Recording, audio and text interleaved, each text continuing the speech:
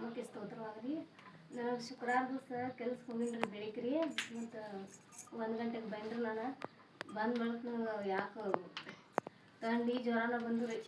ಬರೋಣ ರೀ ನಮ್ಮ ಮನ್ಯಾರು ಬಾಯ್ ಮಾಡಕತ್ರ ಆರಾಮಿಲ್ಲ ಕೆಲ್ಸಕ್ಕೆ ಹೋಗಿದ್ವಿ ಬಿಸಿಲಾಗ. ಮತ್ತು ಹೇಳಿದ ಮತ್ತು ನೀವು ಕೇಳಂಗಿಲ್ಲ ಅನ್ನಕತ್ರಿ.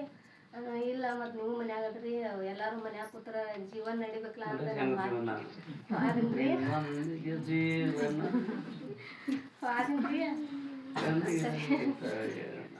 ಸಾಯಂಕಾಲ ರೀ ಸರ್ ಫೋನ್ ಹಚ್ಬೇಕಂತನ್ರಿ. ನಮ್ಮ ಮೈದ್ನವ್ರು ಸೆರೆಪುರ ಹೊಟಾಸ್ಬಿಟ್ಟು ಕೂತಿದ್ರಿ.